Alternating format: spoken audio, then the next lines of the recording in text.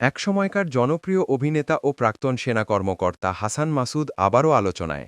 তবে এবার কোনো নাটক বা সিনেমার কারণে নয়, বরং পাকিস্তানি অভিনেত্রী হানিয়া আমিরের সাথে এক ঘটনা নিয়ে উঠা গুঞ্জন এবং অভিনয় ছেড়ে চাকরির খোঁজে নামার ঘোষণা দেয়াই হল মূল কারণ। সম্প্রতি দেশের একটি গণমাধ্যমে দেওয়া সাক্ষাৎকারে হাসান মাসুদ বলেন, আমি এখন একটা জব খুঁজছি। একটা জব পেলেই আমি জবে ঢুকে যাব। সেটা যে ক্ষেত্রেই হোক, সাংবাদিকতা হতে পারে, অ্যাডমিনিস্ট্রেশন হতে পারে। আমি চেষ্টা করছি, হারিয়ে যাব একেবারে। অভিনয়ে ফেরার কোনো পরিকল্পনা নেই বলেও স্পষ্ট জানিয়ে দিয়েছেন তিনি।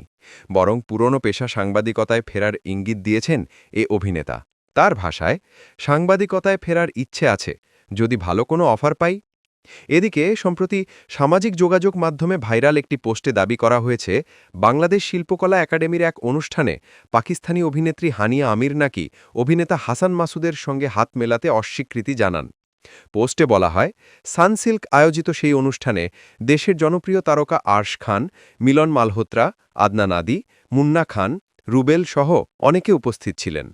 হানিয়া আমির নাকি সবার সঙ্গে সৌজন্য বিনিময় করলেও হাসান মাসুদের সঙ্গে হাত মেলাতে অস্বীকৃতি জানান।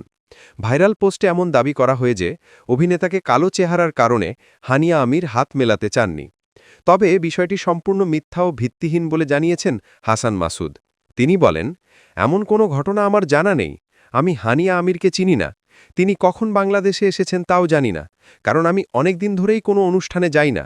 পুরো বিষয়টি ভুয়া এবং অত্যন্ত বিব্রতকর। উল্লেখ্য, পাকিস্তানি জনপ্রিয় অভিনেত্রী হানিয়া আমির গত 18 সেপ্টেম্বর রাতে সানসিল্কের আমন্ত্রণে প্রথমবারের মতো ঢাকায় আসেন।